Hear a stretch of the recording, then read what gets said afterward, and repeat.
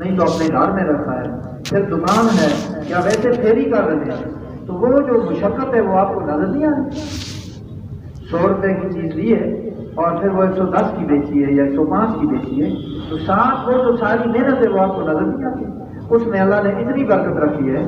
وہی چیز جب ایسے سرکل میں ایسے گھومتی ہے ایک سے دوسرے کے پاس، دوسرے سے دوسرے کے پاس، وہ جو نفع ہوتا ہے آہستہ آہستہ اسے وہ بہت سارے لوگوں کے پاس وہ نفع تقسیم ہو کے جاتا ہے۔ لیکن یہ بندہ وہاں سے خرید کے لایا، راستے میں مزدوروں کو مزدوری نہیں دی، گاڑی پہ لگا، اس کو کرایہ دیا، یہاں اتارا، پھر اٹھا کے گودام میں لایا،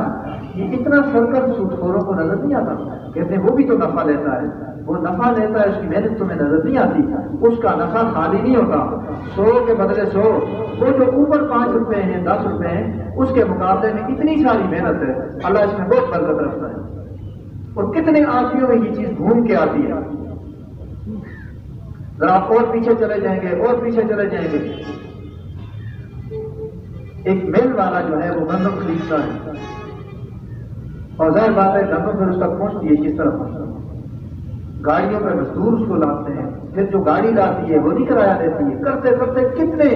کتنے لوگوں کی روزی تجارت کے ساتھ لگی ہوئی ہے۔ نبی کریم صلی اللہ علیہ وسلم کا ارشاد ہے، اللہ تعالیٰ نے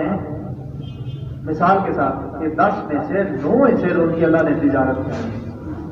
9 آشار 10 حصوں میں سے 9 حصے، 9 آشار ہے، 10 میں سے 9 حصے روزی اللہ تعالیٰ نے تجارت کی۔ تو اس لیے فرمایا سود خوروں نے کیا کیا نا، انما البیع مثل الربا،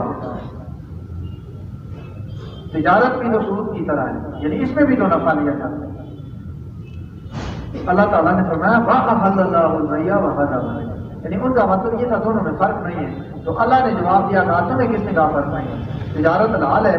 سود حرام ہے، حلال اور حرام دونوں ایک ہی ہوتے ہیں۔ اس کے بعد ہمارا ارشاد ہوا کہ جو نصیحت اللہ کی نصیحت آنے پر سود لینے سے بعد آ گیا، تو جو پہلے ہو گیا وہ تو اس کا ہے اور اس کا معاملہ اللہ کی طرف ہے۔ لیکن آپ یہ اندازہ کریں یہاں اس پچھلی آیت میں